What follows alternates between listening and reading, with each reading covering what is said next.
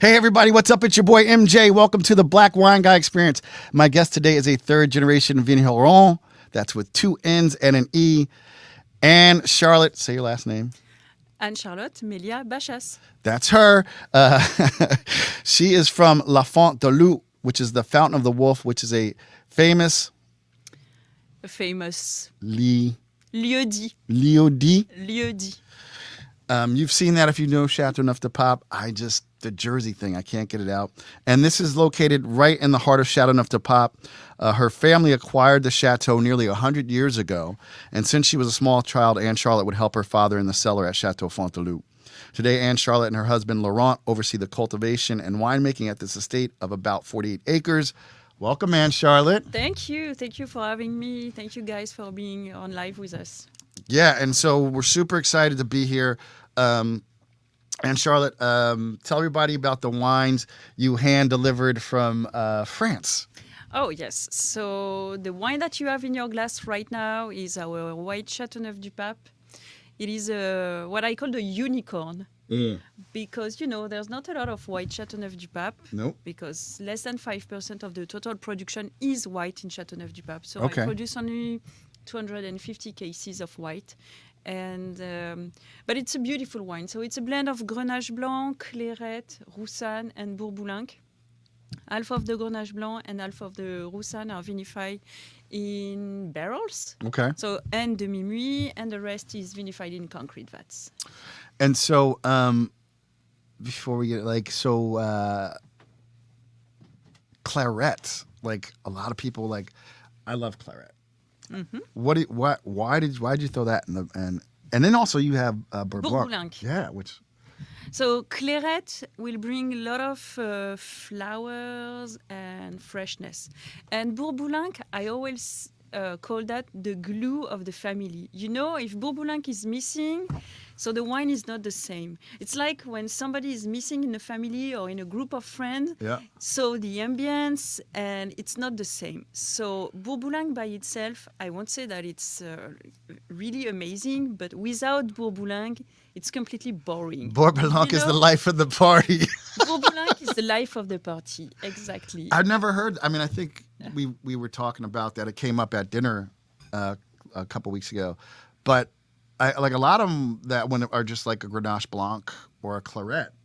Mm-hmm. A lot of producers when they do a Chateau Yes, Pop Blanc. and a lot of Roussanne as well in Yeah. Chateauneuf-du-Pape. But Bourboulenc is really here to lift a dish. It's like if you do the best dish ever and if you don't season the dish enough, it's not good enough. You know what I mean? I do. It's all coming back to me. We So, were at Vicky Carroll's house. Yes, we had this And conversation. it was like about 16, 17 bottles of wine amongst 10 people.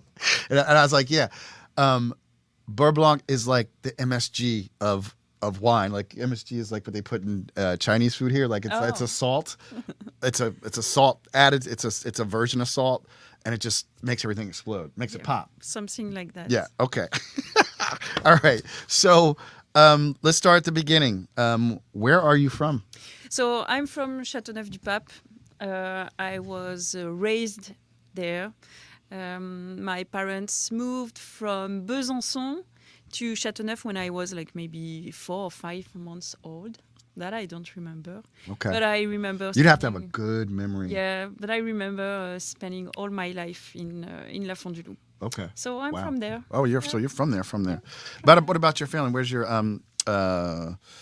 because that name, it doesn't sound French especially to me. So Melia yeah. is my father's name, and it came from Spain. in Okay. fact. Yeah.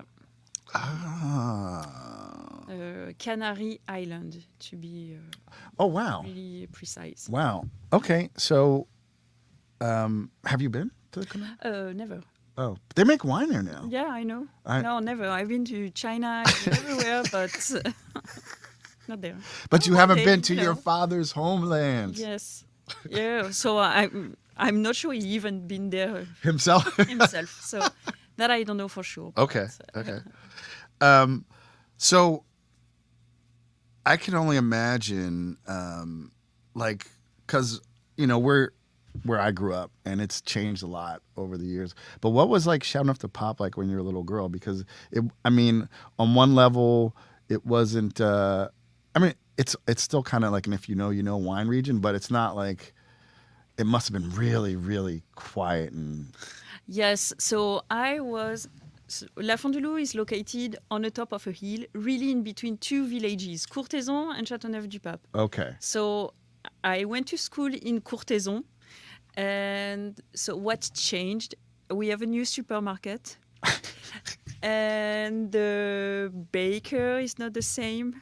Oh, so But the baker retired or passed away. yes, and so the charcuterie has new owners, but honestly, the school is at the same place, and it changed. Yes and no. There's still, it's a village where there's a lot of vigneron family, so winemakers family that still are here. So we see the same people, and even if some new people came to the village, it's the same heart. You know what I mean? Yeah, yeah. So it didn't change a lot. Okay. So now I have these images in my head of, I mean, just this quaint, like there's a baker for bread, like all we go to the supermarket to get bread, and there was actually like a butcher who did the charcuterie. Yes, we have a butcher in Courthézon. I think there's two butchers. And I don't know how many bakers, but there's some. Yeah. And for people who might be listening, because I have all types of people listen, but where in France is Chateauneuf-du-Pape? Chateauneuf-du-Pape is located on the southeast of France, so it's not far away from Avignon.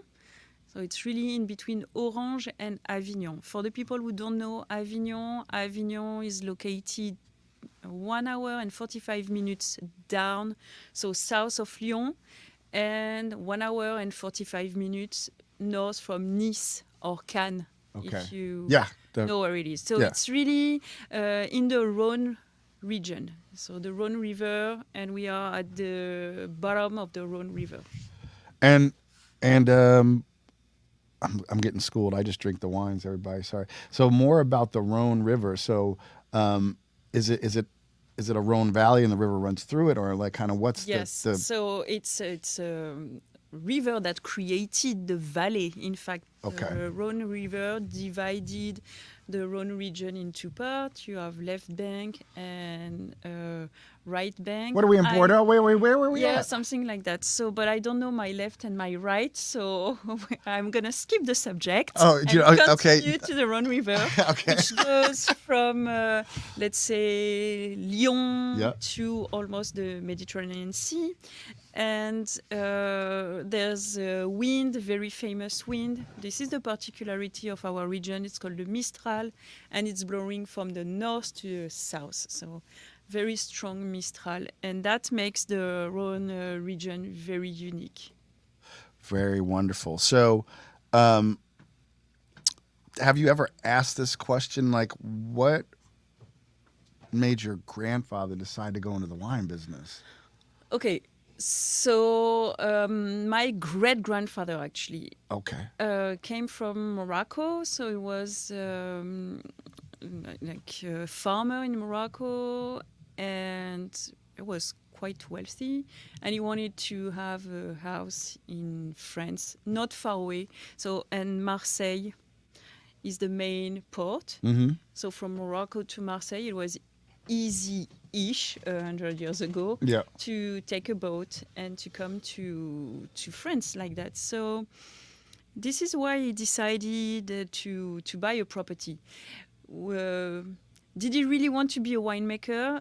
That I'm not really sure. I think he really picked the place for the place because it was beautiful and because he was a farmer.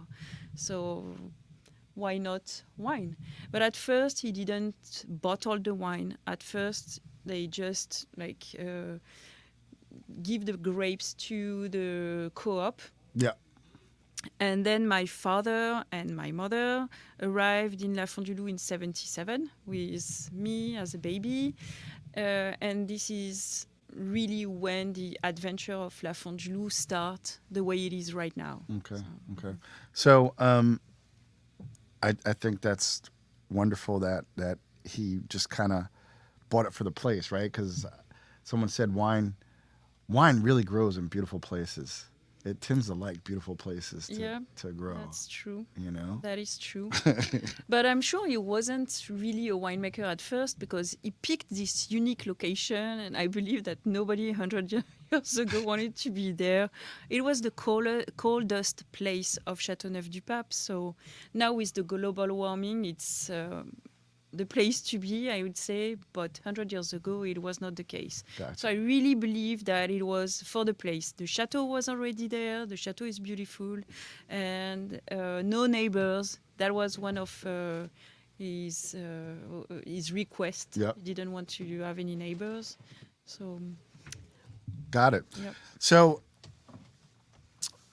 you once said that you were born in a foudre.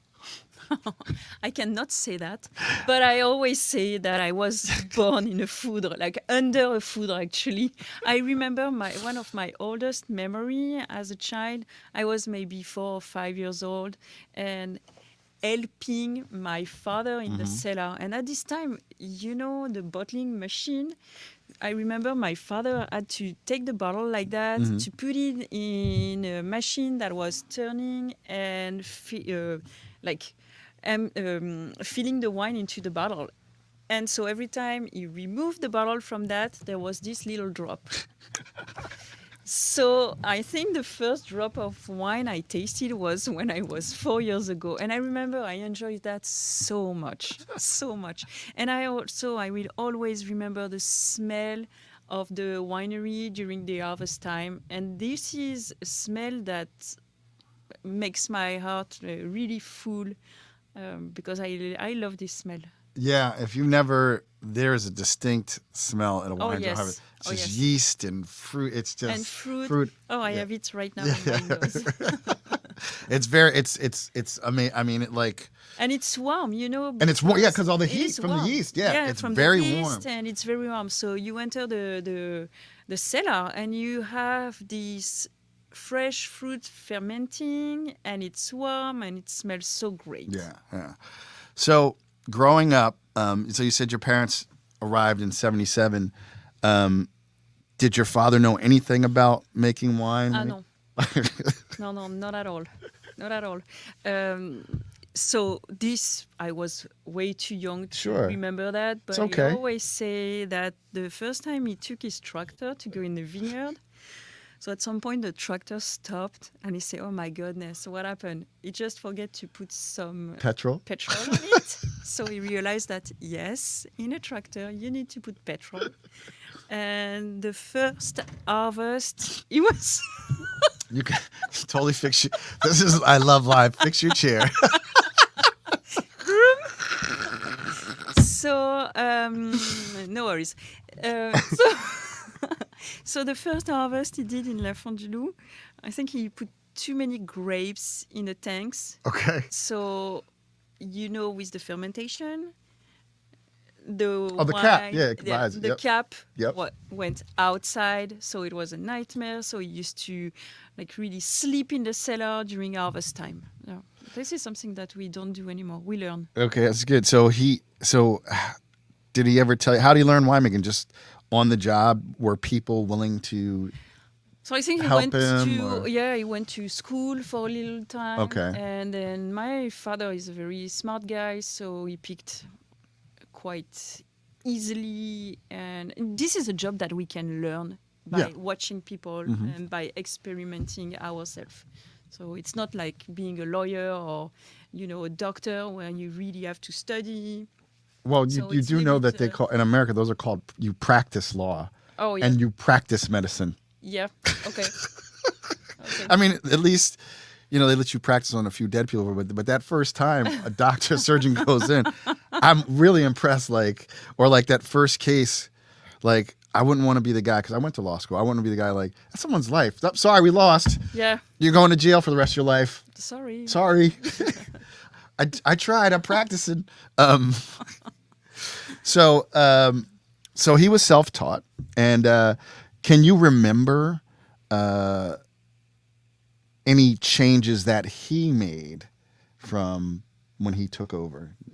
So, I mean, again, I was too young, but Okay. yes, the major change was going to be just a vine grower and bringing all the fruits to the cooperative Okay. to being a wine Okay. maker. So he was a switch from So, yeah. yes, And yes, some yes. people may not know, a lot of people, but explain to them what a co-op is.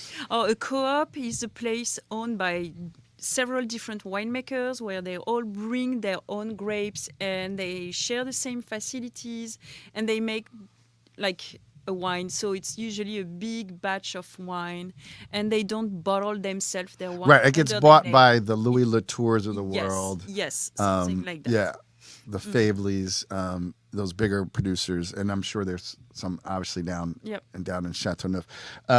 So when did you start helping besides taking little drops of I didn't have the choice. I think it was when I was 10 or 11 years old when my father told me, okay, you're big enough to help me in the vineyard. So every summer, every morning from 7 to 11 a.m., I had to work in the vineyard. And I there's wasn't laws against that. okay, and I wasn't paid. There are laws I wasn't paid. against that. And I remember one of my father's employee one time it was so Those are 16-hour days. You're 10 years old. No, it's from from 7 AM? a.m. to 11 a.m. So it's Oh, okay, just in the morning. That's right, because then it gets too Yeah. hot. Got it. so Still. and one of my father's employee one day it was so difficult was what my father asked me to do. So my father's employee Abdel was crying and said, "No, you shouldn't do that to your daughter." And he said, "I'm gonna do her work. I'm gonna do her work." And anyway, it's how I learn. Okay. And so your family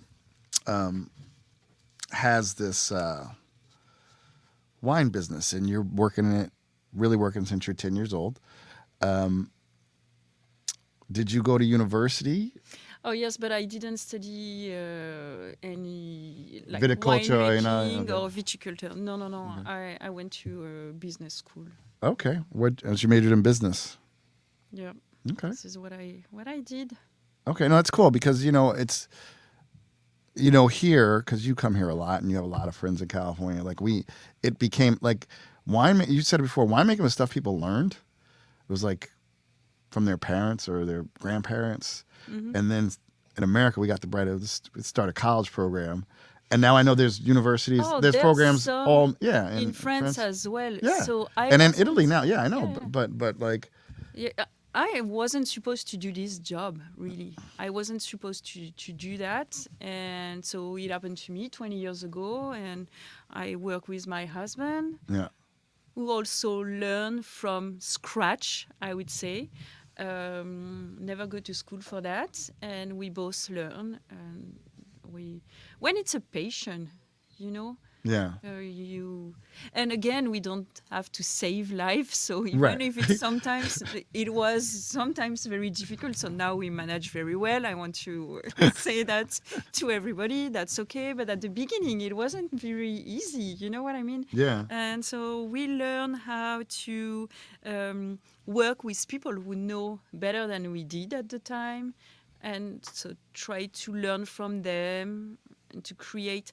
The good thing is, when you study something, people tell you you have to do that, that, and that. In the winemaking business, when you know nothing, you have to think about what you want to drink and what pleases you and what you want to give to people. So that was our, I would say, on a scale in between A to Z, that was the point A. Okay. So we start with the wine that we wanted to drink. How can we reach that? And then this is how we really started to make wine. So let's back up a little bit. Where did you go? Where was the university still in Chateauneuf, or did you go into the city? No, Chateauneuf, it's a small village. Okay. No, I went to Avignon, which is not a very big city, Okay. but it's the biggest biggest close city. Yeah, the closest city. This is where I've been. Okay. Not very far away from home. Well, I mean, I'm in New Jersey, and I would say, I don't easily 50% of people with college degrees went to Rutgers, which is right down the street. So that's people don't go far from home, to be honest with you. So you graduated, and then did you stay in Avignon? Did you go off to Paris to work in business? What happened No, after you no, no, no, graduated? no, no, no. Well, right after graduating, I get married. Okay. So I was very young, Mm-hmm. and I start working with my father, but in Luxembourg. Okay. So I start selling wine in Luxembourg, and I did that for, let's say, 2 years. Then I got pregnant with my first baby, and then I went back to work, and then I got pregnant with my second one, and this is when I was like maybe 24 years old, and this is when my father told me, okay, you know what, it's going to be your turn now. Here are the keys, and do your job. So this is how. So you're 24. Yeah. You're married. Yeah. 2 children. Yeah. Yes. But now I'm 45. I'm still married. I got 3 kids, and they are grown up. Okay. Wonderful. And like, literally, did he literally just like one day he's like, "That's it, kiddo." Yeah, something like that. So something like that. It was like that. It was on a Sunday morning, and I remember him telling me, "Oh, it's your turn now." And was his shit packed? His car was packed. He just said like he packed in the middle of the day. He's like, "Your turn," and took off. I actually took the plane. Told me, drive me to the airport. So I have something to tell you. I won't be back tomorrow. I say, what? Say, no, it's your turn now. So on Monday, you and Laurent, of course, are going to be in charge of the winery. And Laurent, you met him at university, I think? No. No? No. How'd you meet Laurent? See, you gotta tell. Don't play poker. Because Okay. you gotta tell, so there's a story behind it. Of course, there's a story. I know, with it's a me, boy and a there's girl. always- But it's a boy. There's always a story when it comes to love. When it comes to love, it's so always a story. my husband was supposed to be a Catholic priest. Nice! And 6 months before, he met the the Holy Trinity. And then he decided to not be a Catholic priest anymore. So wait, this is a great story. So is he walking like, what is that called? No. You didn't have the not kit at all. yet? Okay, No, I didn't know like. it was but I didn't know, 6 months before. But still, like the McDonald's, you practice, No. put the habit or whatever. No, habits. No. Okay, but he's No, he was a student. It was a stu- He a was a student, and he's a little bit older than I am. okay. No, the story is, I remember I saw him the first time I was 16 years old. Okay. I saw this guy walking, and I had like something pop up in my head, say, oh, this is going to be my husband. But I was 16 years old, and I didn't talk to him at the time. Just like watching him walking, Yeah. I had this feeling, or I don't know how to explain that. No, people get it. So We call it love at first sight. But but it's No, deeper. it was it's deeper. not No, love. because you said he's gonna be my husband. yeah, but Wow. I didn't love the guy Right. at the first sight. Right. I didn't meet him. I just had this certitude that this guy is going to be my husband. And we really met 2 years after. Mm-hmm. And then I say, okay, maybe it can be. And then been married for He said, 20. "Peace out, God. Yeah, something like that. I'm marrying Anne-Charlotte." Something like that. Oh my God! So, when you were handed the keys and had to take over the estate, what was your first thought? Merde. And then, putain. Sorry. Excuse my French. No, I was, my first thought was, wow, I really have to do the best for my ancestor, to be proud and to keep the domain in the family and to do my best. But honestly, the first word was, wow. It was Am I going shit. Am I going Yeah. to be able to do that? Are we going to be able to do that? And yeah, so not easy, Okay. but step by step, you learn. And what year was that? 2002, so 20 years ago. Wow. Okay, 20 years ago. Yeah.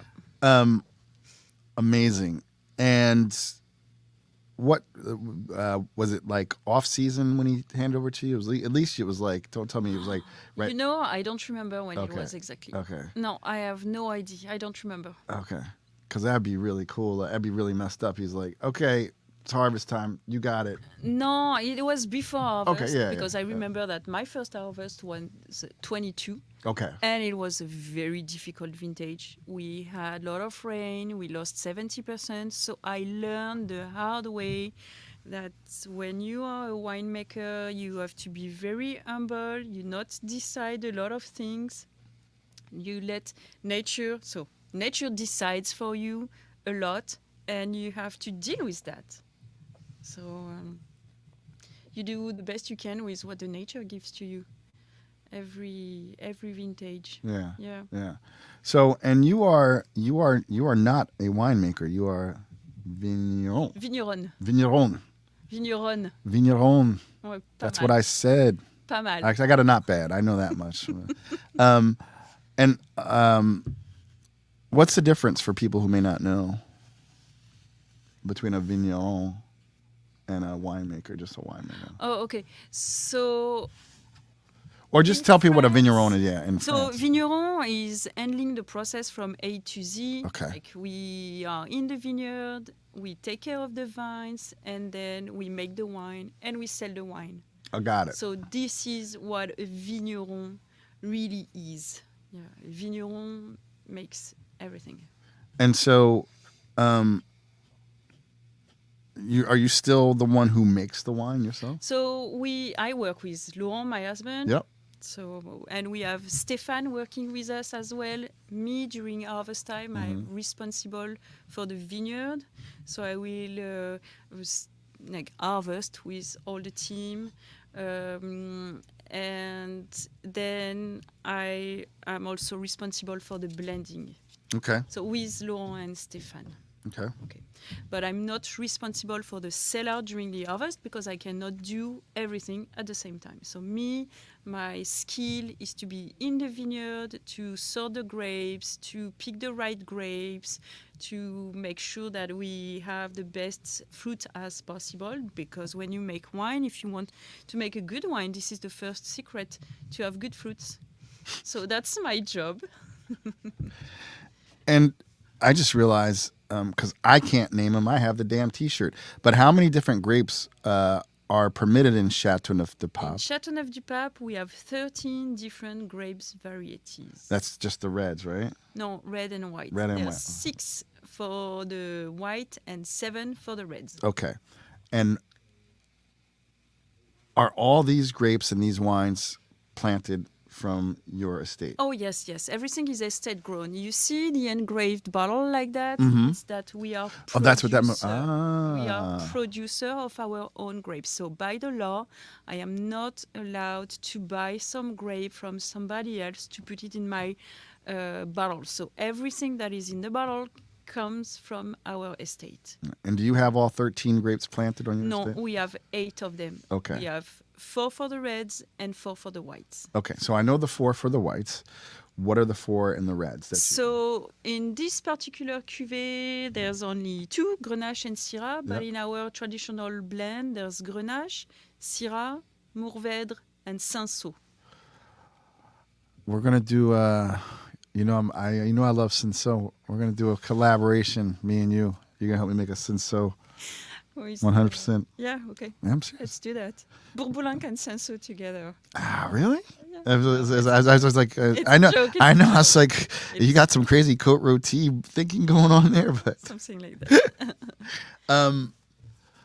And was that a decision? Was that how the property came, or was that a decision you and Laurent made when you took over? It was planted like that. Okay. The only decision we took over the year is when some vines die, we need to replace them, and we replace them with more Mourvèdre. Because we like Mourvèdre, and it's also a variety that is very resilient with the global warming, so that handle very well the higher temperature. So this is also why we decided to plant a little bit more Mourvèdre, and because I really love Mourvèdre. That's That's wonderful. So, what were the farming practices? So you told me about that, but what were the farming practices when you took over the estate? Like, how are you farming now, and what were the practices, and It how are you has farming now? always been um, it has always been organically oriented, Okay. with some period, certainly at the beginning, was more conventional, but it has always been very, very organically oriented.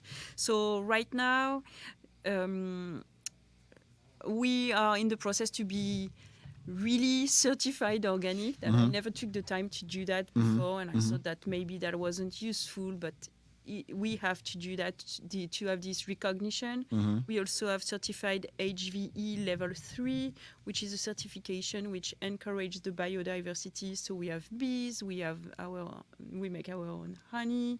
You go to the winery, you make a hole, and you will find some earthworms everywhere, insects everywhere. So we created a very alive environment. So we have sheep coming after the harvest to eat all the grass, and we are going to work with a horse for the first time in 2023, which is in like less than 2 months. Yeah. Oh, and so you're gonna like the horse and plow type thing instead of a tractor? So yes, in a certain plot in Le Puy-Roland. Le Puy-Roland is a plot planted with 120 years old vines. Can you imagine those vines? Older than me. That's Crazy. old. Yes. And so they are very fragile. They become more and more fragile, so we have to take care of them. And we thought that the horses instead of tractor will be less dangerous for the vines. So this is what we are going to do from 2023. Yeah. And you also mentioned about. Well, let me just ask a question. So, natural. Do you irrigate at all, or? So it's not really allowed in Chateauneuf-du-Pape, except when it's extremely, extremely dry and warm. A certain amount of time we can. So what we do, and we can do that on the on the baby vines. So this is what we do on the baby vines. We give them water, otherwise they would die. And so we try to be good parents. So this is something that, to me, it's important to see the winemaking process and the vine grower process as a parent. We really take care of the vines as we take care of our kids. It's important. We are expecting a new child every year. We never know what we are going to get. An easy one, a pen in the beep, beep, beep. Yeah. So you never know what is going to happen. But you take that as a gift that nature gives you. And as parents, you have to help your child to really become what they want to become, to go through their own path, to develop their own personality. And I think it's exactly the same with the wine and with the vines. So I never do to my vines what I don't want to do with my kids. This is the first principle. And then in terms of winemaking, the idea is really to think about what was the vintage, honestly, is it a warm vintage, is it a cooler vintage, and what the wines want to tell us, which story the wines want to tell us, and to follow. It's not, decided for the wine. It's like guiding and following. And this is exactly what you have to do as a parent. You not decide what they are going to be, but you try to push them as far as they can to be the best. And this is what we do. So this parenting view of the winemaking and the vine growing process is something that I like a lot, and this is something that I share with my husband. So it's our way of doing. There's a lot of jokes here that you won't get, so I'm not going to go there. But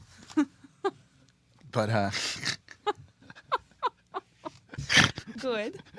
No, I was going to say, now it all makes sense why there's not a lot of black winemakers, because my mom used to beat me. So she'd be out there. She'd be like, you make wine or I'm going to give you something to whine about. Like, she'd give you something to cry about. Like, very strict. So Okay, my father was very, very strict, believe me. so you became the, got it. I got you. Yeah, yeah. Could have been your mother, you know what? Yeah. Oh my God. So your wines, I would say your wines are so they're highly regarded if you know them. It's a weird thing, right? Like, and by that, so we met at Hospice de Rhone. Mm-hmm. Your table at Hospice de Rhone was always like 3 or 4 deep. That is Like true. it essentially is. I know. Like, but like when you know, but that was the first time I had them, and I love Chateauneuf-du-Pape because there's a lot of other stuff in the market. What do you think? Why is there a little bit of a lag? What do you think? What do you think that gap is? And like these wines, more people knowing about how great these wines are. It's a tough question to answer. I don't really know. In fact, what I know is my wines. We make them for us Yeah. first because we love drinking them. Yep. But we make them for the people to enjoy them. And I mean, nothing makes me more happy than somebody who sent me a text saying, "Oh, Anne-Charlotte, I opened a bottle of your wine last night with friends, and we had a blast, and the wine was fantastic." Honestly, this makes my heart full. And I know that in Hospice du Rhône, I have a lot of friends, and I also have a lot of winemakers friends. And but I don't want to say that and think that I don't want people to think that I'm not humble. You know what I mean? But No, these are just facts. That's what I'm saying. These so are facts. some of my winemakers friends told me, you know what? We tasted your wine. We listened to you talking about the terroir, how fresh is La Fond du Loup. It's a very unique terroir in Chateauneuf-du-Pape. We can talk about that after if you like, but very, very unique, which allows us to make extremely delicate and elegant style of wine and not big blockbuster that is a little bit what Chateauneuf-du-Pape was or is, you know, Yeah. sunny, a lot of stones, so big wines that I cannot produce. So, but the people, they like to drink this kind of wine. Yeah. And so a lot of people say, "Oh, La Fond du Loup, I had a bottle, it was amazing." You know, one of the owner of a restaurant in Paso Robles Yeah. told me, "I sell so much of your wine because the people drink your Chateauneuf-du-Pape to refresh themselves." Well, I was gonna say. I mean, after." everybody knows I love Paso Robles. I love my Oh, friends, me too. but the wines are are big. big. They They're are big. massive. They're massive, and that goes to terroir. And it's so funny because just the other day, I don't know if you saw. He tagged you? Mark Adams was in Santa Barbara, Yeah. and Mark Adams is Ledge. Shout out to Ledge. Makes fantastic wines, and his are actually a little bit more pulled back from. Yep. From Justin and Donnie's even. You're right. But he was out at a restaurant, and what do you got? You got a bottle of Chateau Loup, 2018. Yeah. So that's great to see that. And you know, this year in Paso Robles, one of the winemaker came and told me, "Okay, I had a batch of wine coming from a very, very cold place of my vineyard. And I didn't know what I'm going to do because it was like more restrained than the rest, and it was maybe more not as, you know, show off, if I can say that." And so he told me, and then I think about you and the wine that you produce, and I decided to bottle this wine, and it's 100% Grenache from Turtle Rock, if I can mention the name. Yeah, of course. And so he Love told Don. me I really did that after you, and especially the cuvée that we were mentioning called Le Puy Roland. Yeah. And so I was like, no, don't say that. I'm going to cry. And he said, no, it's true. So I was, oh, wow, my goodness. Yes, that's what I mean. It's like if you know, like, okay, so Don Burns just got his first 100 points. Justin Smith, who's got multiple 100-point wines, every year he like buys your lot. So we have Hospice de Rhone does an incredible charity event, and every year he buys her lot.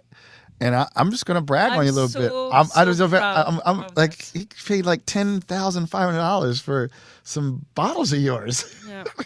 and there was actually a bidding war that was actually pretty funny. That was a funny bidding. That was very funny. And that was very generous of him, of course, for Hospice de Rhone. And to me, it's such a recognition. It's Yeah. fantastic. And when people say, we enjoy your wine, we Yep. drink your wine, we enjoy your wine, I'm super happy. Yeah, I mean, it's just, I mean, and you know, like when you talk about your friends or winemakers, well, shout out to Jeff Cohn who caught us in the car on the way to lunch. Love Jeff, and then Mikael. Yeah, Michael, He- but not only the winemakers, a lot of people. But yes, we are more famous, or I would say more, yes, famous on the public Yeah, side than on a journalist or whatever Yeah, side yeah, of the industry. yeah. I don't know why, but c'est comme ça. Yeah. I mean, I had a guest on. Do you know Alice Firing, the wine writer? Yep. She was on, and I mean, I know what she would say. Like, she wrote a book, "How I Saved the World from the Parkerization of Wine." There was, and I'm a fan of Robert Parker. I'm not going to lie. I think he did a lot for wine, but he had a very specific taste. And then you hear it all the time. A lot of people, particularly like, I mean, the Rhone stuff, like Shiraz down in Australia, like everybody just started making bombastic, like Dolly Parton wines, right? It got crazy for a while. But I think it's something special that even amongst people who make the winemakers who are getting great scores, they turn to you for inspiration and enjoy your wines. I think that says a lot. You know, Oh, it says a lot. it's kind of like winning an award. Like, it's sometimes better, like in the U.S., it's kind of better to win the Screen Actors Guild Award than the Oscar. The Oscar might make you more money, but like the recognition of your peers sometimes is an incredible. Yes, and you know, what is great in Chateauneuf? Chateauneuf is quite a big appellation. There's over 200 different winemakers, and there's over 200 different ways to make Styles of wine, yeah. and styles. And I think what is the most important is to feel confident with the style and to express the beauty of our terroir. And I mean, everybody has a fantastic terroir in Chateauneuf-du-Pape, and the way they express their terroir is different because the terroir is different. Our terroir is cooler. We have sand. We are on altitude. The vines are north-facing. So yeah, I want you to so you know, it's different. yeah. So the wines are different, and the style of the wine is different. And I mean, I'm glad that people like it. Yeah. For sure, it wasn't the most famous style of Chateauneuf-du-Pape, but that's fantastic if Chateauneuf-du-Pape has been put on a map. Yeah. By journalists and by fantastic winemakers who were able to put Chateauneuf on a map. I wasn't able, and I would never been able to put Chateauneuf on a map only by myself, Yeah. you know? Yeah. But it's fantastic if some people could do that. So now the style changed a little bit. People are looking for more drinkable. And Yeah, I think that's easy starting to wines, happen. you know. Just in general, this whole younger generation, these weird kids who don't drink and or they drink seltzers and Oh, yeah. these they want super low alcohol wines. But I think there's always going to be a balance, right? So if it brings some of these bigger wines down, you know, because sometimes now I'll have a wine and I'm like, shit, it's like 15.8. And I'm like, yeah, I can only have like a glass. I can only have a glass, but then we'll drink it all night. But I should only have a glass because. So I do want to talk about the terroir. You mentioned it. Sand. Why is sand so important or unique in Chateauneuf? The sand versus the stones. So, you know, in Chateauneuf, we are quite famous for what we call galets roulés. So those big stones that have They been are stones. They are rounded. not rocks, I've been They're told. okay. No, we call that Galet, galets yeah. roulés. Yeah. So they are big rocks or stones or Yep. whatever, Yep. rounded by the Rhone River. So those big rocks or stone can get very warm during the day and will stay warm at night as well. So the roots of the vines growing on this type of soil stay warm night and day. Okay. And plus, if you put your hand just right above a stone, you can feel the radiation. So the stones, they also warm the grapes Okay. during the day. On a sandy soil, and you all made this experience on the beach if you walk barefoot. If it's super sunny, it's hot, you really have to run to the water like that. Yep. But as soon as the sun goes down, after 10 minutes, it's cold. So the roots of the vines growing on the sandy soil have a big delta of temperature in between night and day. And this is the main difference in between a rocky soil and a sandy soil. It's the temperature of the soil, so the temperature of the roots as well. Of course, the water doesn't have the same root when it's on a sandy soil and on a rocky soil, but the most important thing for me is the temperature of the soil. So, my brain is weird. You know that. We've hung out enough already. And I'm quite silly. But it's like a double diurnal thing because you have the winds going through that cool it down, but then it's also cooling down at night. So with the sand, you're getting... So La Font du Loup used to be called the refrigerator of Chateauneuf-du-Pape. It still is the coldest place of Chateauneuf. It's cold. And I remember, you know what, there's I don't know if I told you that already, but it's a memory that I have. When I was a child, my mother always told my sister and myself, my youngest sister wasn't born at the time, but my sister Emmanuelle and myself, that she's going to drive us to the swimming pool in Chateauneuf-du-Pape. There was this public swimming pool in Chateauneuf, only if the Mistral wasn't blowing. And I remember every time in La Font du Loup, when you look at a tree, it starts moving. And I remember when I was a child, I thought that my superpower was to make the wind blow. So, because every time I was looking at a tree, it started blowing, and my mother would say, "No, it's too windy. We don't go to the swimming pool." So I was walking like that. Oh, so looking down so you don't... Looking down, so make sure that I don't look at a tree and I don't provoke the wind. So we have a lot of wind. That's awesome. And I point of reference. So one of the great wines of the world, in addition to, but considered like one of the great wines of the world, is Chateau Reyas, which is in Chateauneuf-du-Pape. Oh yes, it's a fantastic winemaker. The wines are exceptional. Sandy soils. Sandy soils, yes. Yeah. What percentage I mean, this is like a total wine geek question. Do you know what percentage of the soil is rock? Okay. No. Google it, guys. Sorry. Yeah, no, it's okay. Listen. Use Google. I don't even know the 13 different grape varieties of Chateauneuf-du-Pape. I always forget at least 2. So you can use Google. Yeah, you can use Google. It's fine. Yeah. It's no, we're not. And I'm sure that somebody may know the answer. Oh yeah. Will send us. Someone will send me a DM. Yeah. Yes, send you a DM and say, okay, this is the answer. Yeah. They'll be like, do you have a podcast? You don't know the 13 grapes of Chateauneuf-du-Pape? No. What are you doing? No, I don't, man. So I poured some of this red.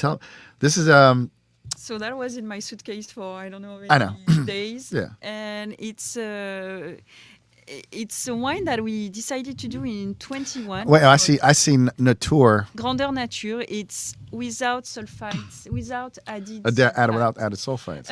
It's something that we wanted to experiment. You know, as a winemaker, it's also great to try new stuff. It's great to challenge ourselves, and this is something that we wanted to try. So we did the Grandeur Nature. It's a blend of Grenache and Syrah. That's good. it should be good. Well, your wines Very are great. Yeah. clean. It's very clean. Easy to drink. I'm probably going to put some preservation on this and save this one tonight, but Yep. I'm going to go home. I'm having leftover spicy pork like I made. Oh yes. And this will go. So you can do that, but don't keep it for 2 days. No. Kill the bottle. I'm going to celebrate. Yes, celebrate. Celebrate that we got to do this, and Yes. that bottle between Pam and I is It's going to. called Grandeur Nature. Yeah. And, So let's shift gears a bit, and if you're watching this live on Facebook, you probably see the ticker, where which has a Bitly link where you can go to donate to help Anne-Charlotte. And Anne-Charlotte, tell us why we're here today. Tell everybody. I mean, in addition to one, you're an incredible friend. Like I said, we met this summer or in spring, and I said we're going to do a full podcast. Right? I remember I said that, Yep. and then we And just here happened we to be in the are. same place at the same time 3 weeks ago, and then we're going to be in the same place again. And then I heard her story, and I was like, you know what, we're doing a podcast on this. So your family's had this for nearly 100 years over, and you've been running it since 2000, and getting, and like everybody said, critical acclaim from inside the industry, well known, highly regarded wines. But why are we here? What happened? Because you're in a little bit of a pickle. What happened is something that can happen to everybody. So I've been contacted by a super famous wine importer in Ohio, and he wanted to have my wine, so we planned everything, a 2-year partnership and everything. So he received the wine, and maybe a month after receiving the wine, he declared bankruptcy.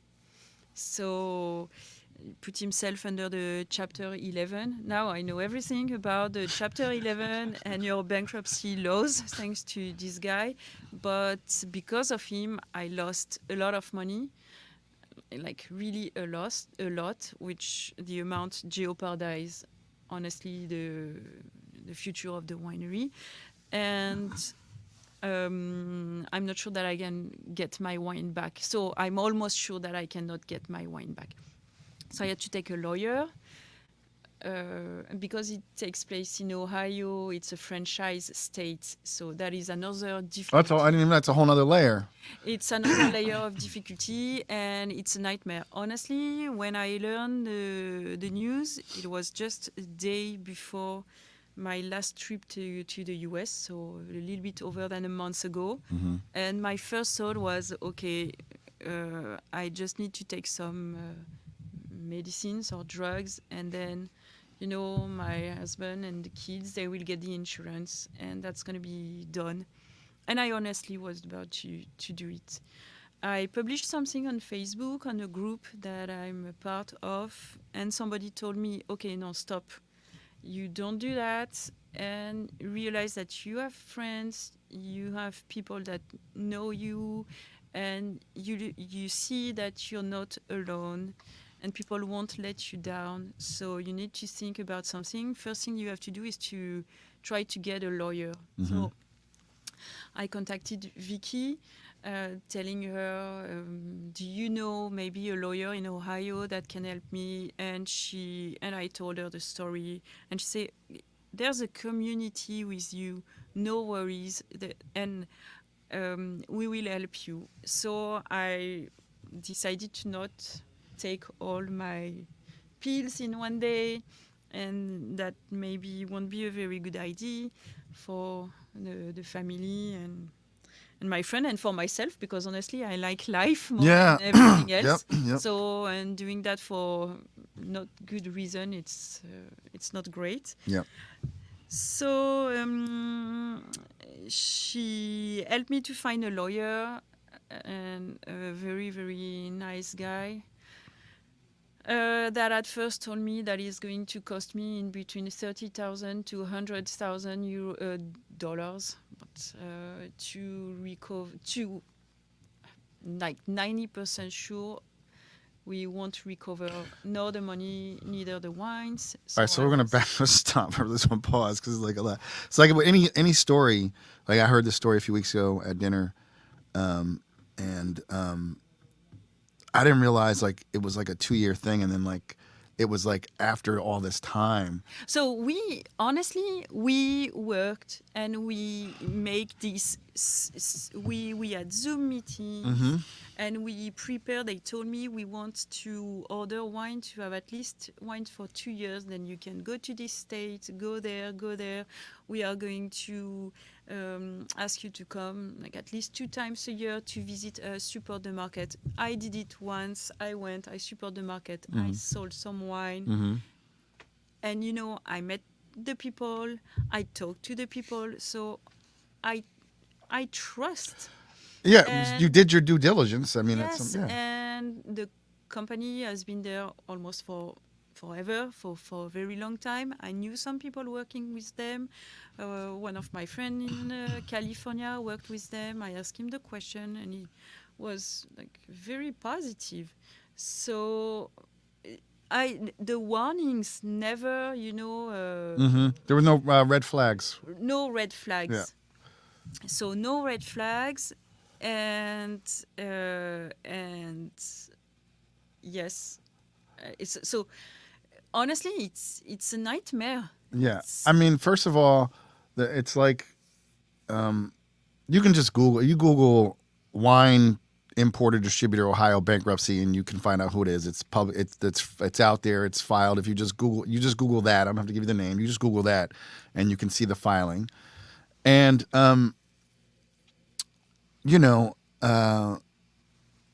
the fact, and this is where it's tough. I mean, this is where it's tough. I went to law school, and when you go to law, I realize like how tough the legal system is. So like, excuse me. I think it's like they have like $188,000 worth of your goods or something like that, or your outlay. And then this guy was going to say it could cost you $100,000 with a 90% chance you're not going to get anything back. Yes, so That's crazy. That was the first. Then it became a little bit better in terms Okay. of the price of the lawyer. But at first it was that, and because you're, as I understood, the Chapter 11, Yep. like really protect the people who own money. Right. And so if you are a creditor, you lose everything, no matter what. Yeah. So I'm a creditor. And there's a line, and what there is yes, the states there, first. yeah, and there's employees. right. You and have blah, blah, blah, blah, right, blah. right. So me, I'm what they call me unsecured creditor. Right. Because even if they sell the assets in auction, they will get money. But It'll go to the other people first. It will go to the other people first, and I'll be on the last people on the list. So there's no way for me to recover the money. So I was talking to the lawyer who told me that it's going to cost me a lot of money, and that wasn't really fun. And then he called me a little later telling me, okay, I think he wanted to help me. I was like so crying on the phone, and I'm still, super stressed out and really devastated and desperate. Those are the terms that I can use. And I think he has kind of pity. Yeah. And he told me, okay, I'm going to help you, and we'll try to protect your wine from being a part of the assets of the company. But there's only a tiny, tiny, tiny chance. It's right now, I don't count on having my wine back, nor my money. Yeah. So it is a nightmare. The situation I'm right now in is very, very difficult, because first I feel like shame, right, and guilt as well, because I put my family and my domain in this situation, and that I didn't choose, and I really I fought for so long for the winery, Yeah. years and years Yeah. and years. Tried to learn how to do my job. Yeah. Tried to learn how to do good wine. Yeah. And because of one person, Yeah. that I don't want to say that I'm about to lose everything. It's just money. Maybe I don't know what will happen. But can you imagine? It's it's really really difficult, and the guilt and the shame. Yeah. And we say this, I could say this, and it's not going to help you, but you didn't do anything wrong. But that's the problem with shame. Yeah.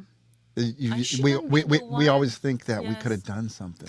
I shouldn't be the one to feel ashamed. No. And I feel ashamed and I feel guilty. And people, and I don't know, I'm not, but like, he's protected. He's not feeling anything but protected. He doesn't have to pay these bills, No. and that's terrible. really And terrible. I wonder why he picked me. What did I do? What did I do? Why did he? The fact, and that you're asking yourself those questions. You did nothing. You wanted to sell your wines. Yeah, I wanted to that's it. sell my wine. I wanted to make my wine. To do business. I Yeah. mean, to pay the salary of my employees, to make my business continue, to be more present on the market. So I did my job. Yeah. And so I feel so much guilt that I wasn't able to talk about anybody about that, except to some of the people. But I didn't tell that to my husband. So I told him like a week ago when I came back to France. Yeah. And that was Probably difficult. very difficult. I don't want to. So I now I really realized that past week that I really have a community, and we have a community behind us. And I was talking to people who all told me, we won't let you down. We help you as much as we can. We won't let you down. So I hope that we can all together try to climb these big bumps. So life is full of bumps.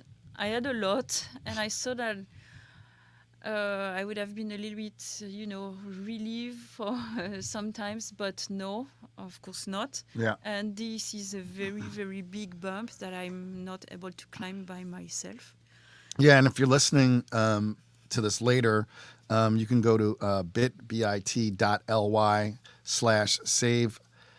SAVE font FONTDULOUP bit.ly save font de Loup. It's all one word. And we're not talking about we're not talking about Anne-Charlotte decided to go on a bender and do cocaine and go crazy. She's going around the United States and Vegas like gambling away. Like literally, she was just expanding, doing what she thought was a wise business decision, expanding the markets. And I don't want to use the word tragedy, but it would be really tragic for this for us not to help you get through this, because I think you're young and compared to me, you're just coming into your own winemaking wise. There's so much more for you to do, and just when I heard the story, I'm a couple bottles in, but I was like, no, we're doing a podcast. We're going to do a podcast, and we're going to, and a bunch of other people pitched in, and we helped her set up the GoFundMe. Shout out to Carrie and Aaron and Vicky, everyone who worked on that. And as a close out people, as a producer, as someone who's been in this game for a while, is there any advice you could give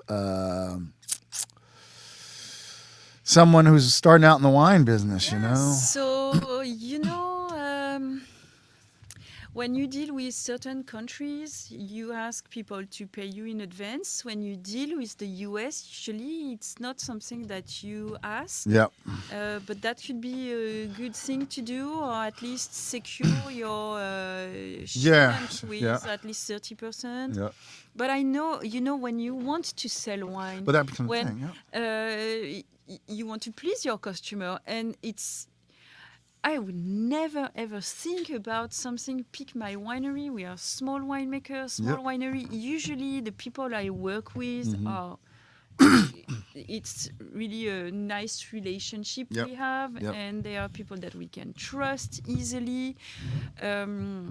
So it is it is not a fun situation. Yeah, that's interesting that you And talked about that. it's really something that I want people to know, that they have to be careful. So winemakers, be careful. Be very careful, because it's easy. And I've been doing this business for almost 15 years now. It's the first time. So it's not like I'm not a newbie. And it's something that can happen no matter what. And yes. And I think it's interesting, like you said, because you said with some countries, like, even here, like, people are like, you got to pay me, you got to pay me, you got to pay me, you got to pay me up front, like, you got net, you have to pay me, COD, whatever, I mean, what's so crazy is distributors do that. You miss one, you're like late, then they put you on COD, right? So like say you're a wine store, right? Yeah. You're late, then you're on COD. And you're on COD. Right? Cash on delivery. But then,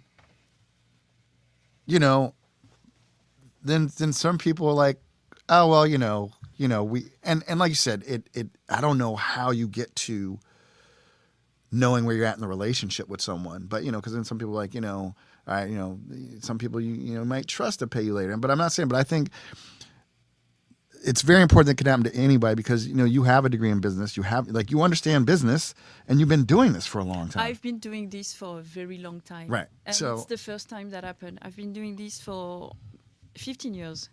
And it's the first time that something happened to me. And okay, is it my fault? I don't know. it's not. I mean, I'm gonna tell you, it's not your I fault. mean, that happened, and I just want the people to be aware that everything can happen, and just to share that, to just tell people, be careful. Tell of all of the winemakers, small wineries, be careful, because not everybody wants. Yes, to be honest. And also just I'm just thinking, like, it's for me, it's just like, this is a crazy situation. It really is. Like it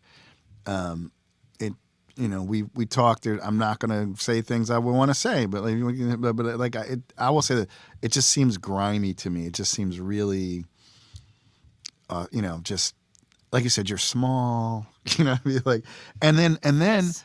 on top of that, this happens as we're just coming out of a worldwide pandemic. So everybody was affected by COVID, right? So, Yep.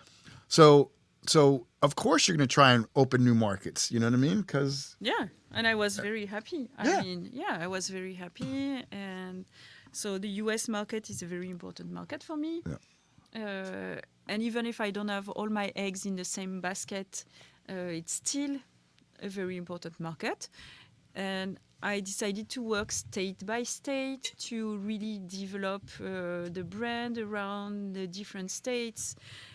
And so that was my decision. And when they contacted me, so I wanted to work with this company for years.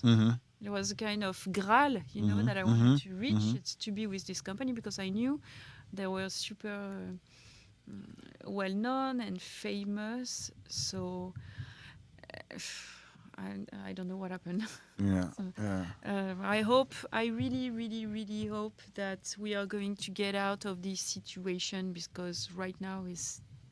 So like, where's it at? Where's it at today? Because I know we came in last night and you've been talking to the lawyers various times, and So we don't really know right now. It is going to take a long time, and they were supposed to sell their company to someone else, but it didn't happen. So right now, the lawyer doesn't really know. Told me to wait a little bit. We are going to get some more information.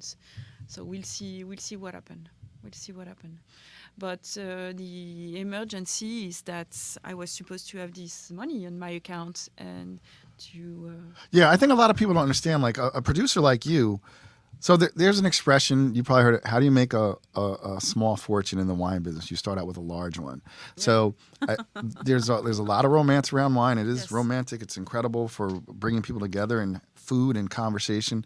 However, for someone like you, like it's almost what we would call paycheck. Like you need that money. Ah, but Yeah, I mean, you're not sitting on no, millions of dollars. You know, no, you're not some tech millionaire no, who said, "I'm going to no, start a winery in Napa and I have billions of dollars." So, and they're throwing money to lose to just to get a score, right? no. Just Like you need that money to pay yeah. people. So to pay my salary, Yeah, I yeah, haven't. and that's right. You actually you have So, siblings, so like you run this estate, but you yes, but they are not involved. okay, My but you don't. But you sisters. you, But you me, I wasn't able to pay my salary for 2 months right now yeah. because of this situation. So it's yes, it's a tricky situation.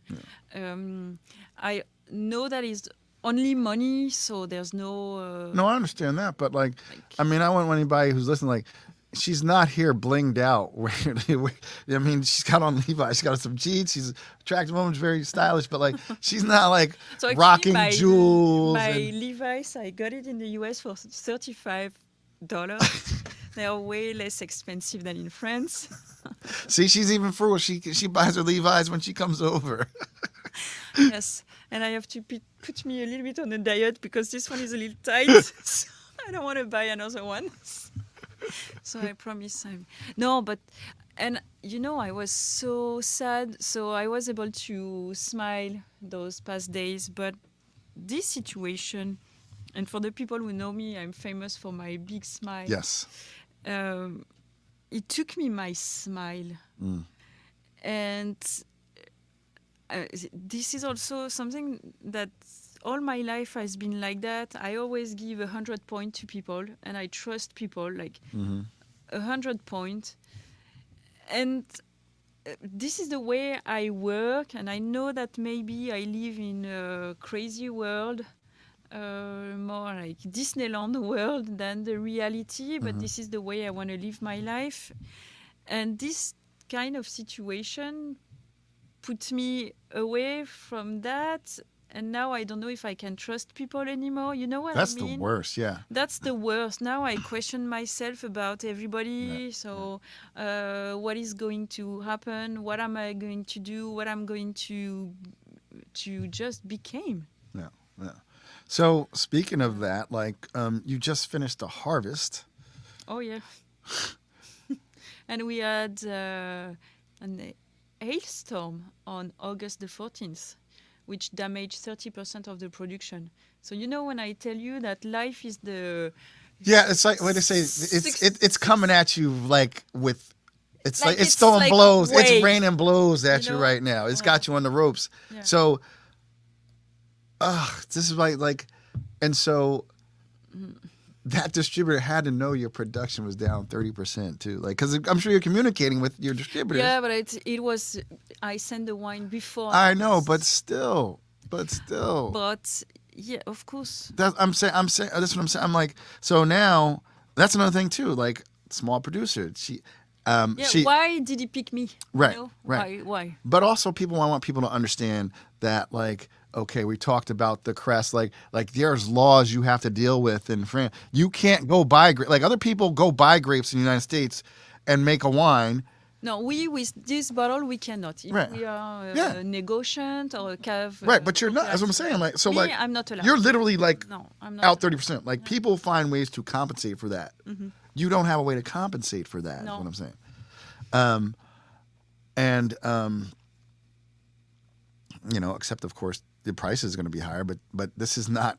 This is just there's less. It is what it is. It's not fake inflation, you know. And these wines are spectacular. Anyway. These aren't your everyday wines. Although they should be enjoyed every day. If you can afford, drink them every day. So you were down 30%. But I mean, this is. I was telling you that every vintage we It's welcome yeah. a new child, and we are ready for that. So we are ready for that. We are ready. yes, we know that basically our money is outside. So people have a bank account. We have a bank account as well, Sure. but the money is outside in the vines. Right. And whatever happens, you know that you're going to lose money, Yep. or maybe that you win money. Yep. And so this is not the I don't complain about like the weather. It's like that. This is something that we can deal with, even if it's difficult. Yeah. But this situation is really difficult because, I mean, it leave us like speechless and with no possibility to move forward, because that's this money, we needed it Yeah. just to function, like to just to function. Yeah, yeah. And just so you know, I mean, is what you know what's really crazy? It was Sunday night. I'm on a couch with my wife, and I'm like, because I used to work in the nonprofit sector, and I was like, when's Giving Tuesday? And I didn't like we decided to do this back on like the 11th of the month. I had no idea that we would be recording live on Giving Tuesday. And just so you know, when it comes to giving, giving is not about necessarily going to a nonprofit so you can get a tax deduction. Just so you know, a lot of nonprofits in the United States, 80% or more goes to pay salaries. It doesn't even go to help people. We're talking about if you're a wine lover, you can have an impact on keeping this historic estate going right now. Not, and if you go to the GoFundMe, like I said, it's bit.ly/save font Loup. And Charlotte has put together some nice little incentives for people. Yeah. What are some of the things that people can, for their generosity, just receive as a token of your appreciation? So there's we have a couple levels. Yeah, a couple levels, 3 levels actually. Yep. So for 1,000, you'll get your vines. So I will put your name in nice vines that I choose for you. And she'll take care of your children. And I take care of your children, and so that's gonna be like as if you adopt a vine. Yep. For 5,000 euros, it is a private tour for 4 people, and if it's 6 people, it's 6 people. No worries. We'll work it out. We'll work it out. Yes, at home with me. So we'll spend 2 hours together. We'll go everywhere in the vineyard, and we'll open my private cellar to taste some old vintages together as well. So some gems that nobody else tasted. Mm-hmm. And for the 10,000 euros, we are doing a small cuvée just for this event, which is going to be called la cuvée du cœur. And cœur in French means heart. And we'll have a handful of double magnums for that. And so you'll get your double magnum for 10,000. Yeah, and just so you know, like I said earlier, at Hospice de Rhone, a series of double magnums have already fetched that. This is not a far-fetched thing. There is tremendous. There's tremendous value in the wine, just so you know, inside the wine community in this wine, and then secondly, there's just value in being a part of something and helping to right a wrong and doing the right thing, in my opinion, to be honest with you, so, just keep that in mind. So, and, we've talked a lot over the past couple weeks, and, and now I lost my thought because I'm really thinking about the magnitude of this. We talked a lot, and I remember, okay, that's what it was. I remember when we were in San Luis Obispo. Even then, you said that you didn't want to be angry. I know. This is something that I don't... It is a feeling that I don't want to feel. I don't want to experiment. I don't want to be angry. I don't want to be bitter. I don't want to be sour. You know what I mean? I don't want to have my heart full of bitterness. So I would love to go forward as soon as we can. That could be great. But I want to, in a year from now, think that it's a memory, okay? It is a bad memory, but it is a memory, and I would love to create this community around what happened to me, and I really want to see that as okay. We are all together. We'll go there together, and I think this is. We can do something positive all together out of this this disaster. Yeah, So I hope yeah. so. I really hope so. And so, with that, that's an incredible because there's a lot of ways it can go. You can get bitter, you can get revenge. You can, no. you know what I mean. You could For seek what? vengeance and just and No. I forgot what someone said. Resentment as a quote, but it's like swallowing poison and expecting it to kill the other person. Like so that anger. No, I don't want to feel that. Honestly, I really don't want to feel that. It's not in my personality. I don't want to. I don't want to. It's not in her DNA. And I just thought about something you said. Like, you guys have no idea her smile lights up a room. And so I've gotten to know her and I can feel like, first of all, how hard it was to share even with us inside the community what was going on.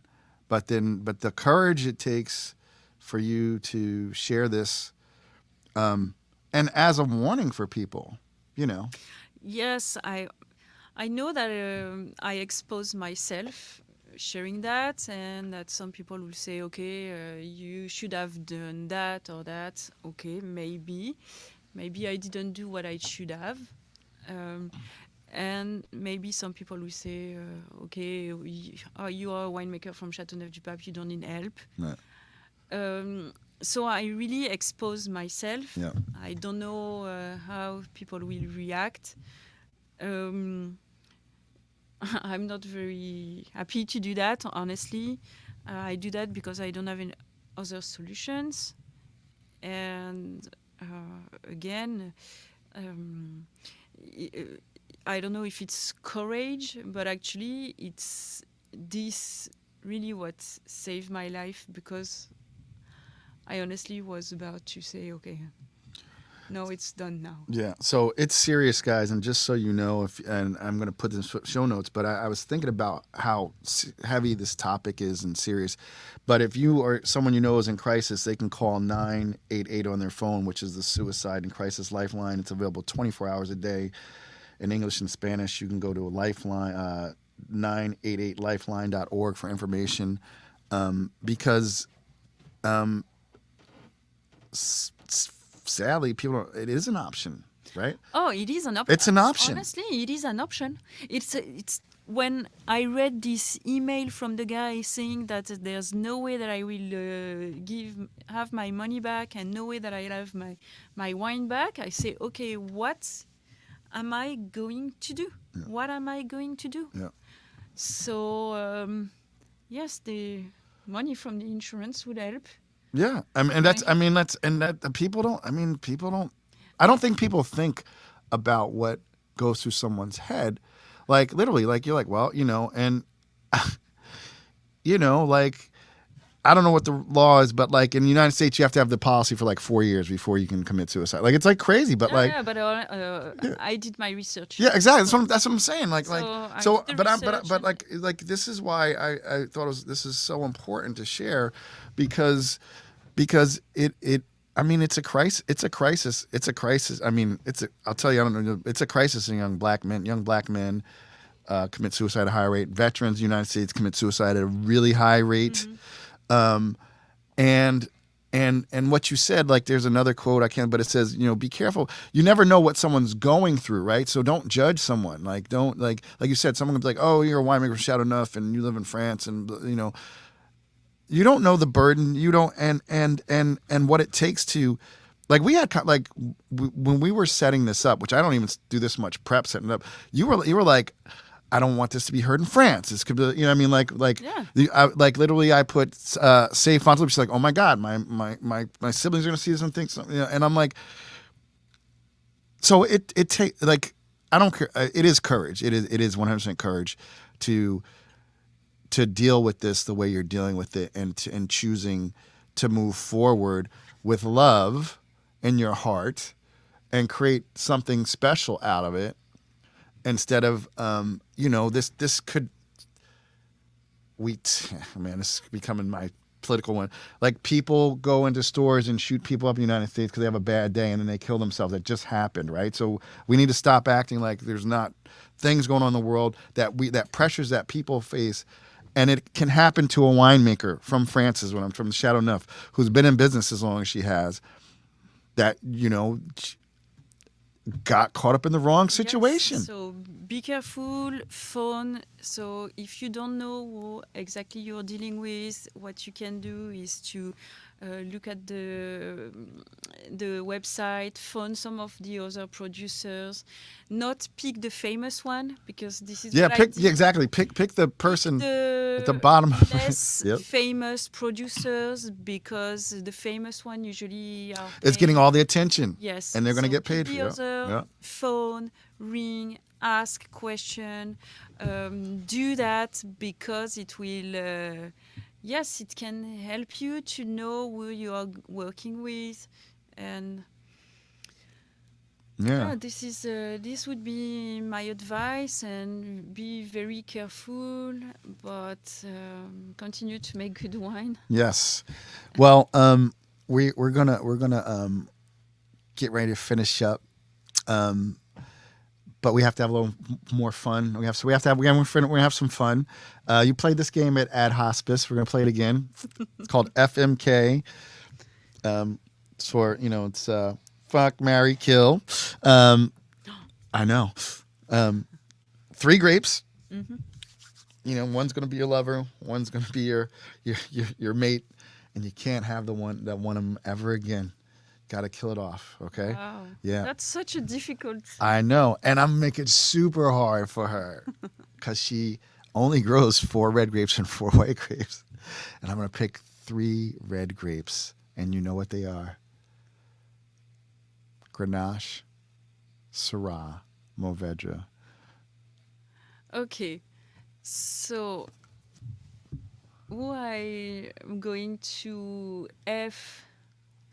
Grenache, Syrah, Mourvedre. I have no idea. I would say maybe Mourvedre. Okay, I would have okay, because you said earlier I love Mourvedre, so yeah. I love Mourvedre, Yeah. and they tend to be a little bit bigger. Yeah. So we all know that size Yes, matters. size matters, right? Let's not act like it doesn't. Um, That's why they're double magnums that you can get Yeah. the more you donate, because size does matter. then marry Yep. with Grenache. Yeah. Grenache is the backbone Yeah. of Yeah. Yeah. the wine, so I would say it's the backbone of the Yeah. situation, and Yeah. we'll always be here to help you. Yep. So unfortunately for Syrah, this is but I will never, ever kill anybody. Yeah. I know. I No, mean, no, you but, wouldn't. You're just too beautiful a person. But yeah, I mean, that's a tough one, right? Like, I'm liking Mourvedre a lot lately too. So, I and probably would love probably go Syrah. I love Syrah too, but like Grenache is, come on, that's But Syrah, if you hear me, please don't think that. Maybe instead of killing, I can kissing. yes, Can we yes. say that? So tell everybody where they can find you. So on the social media, we have. So I have a personal account. It's Anne-Charlotte Melia-Bacha, and we also have Facebook and Twitter on La Fond du Loup. So you just go on your computer and you type La Fond du Loup, Château de la Fond du Loup, or La Fond du Loup. You will find us. On the social media. Oh, and one more thing. I can't believe I spazzed in the beginning. Tell everybody about the legend of Chateau Fontainebleau. Oh, yes. The La Fond du Loup means the fountain of the wolf. We are located, as I told you, north facing, and we are facing a mountain called le Mont Ventoux, which is a very dry mountain. There's no water, a lot of wind, and there were some wolves.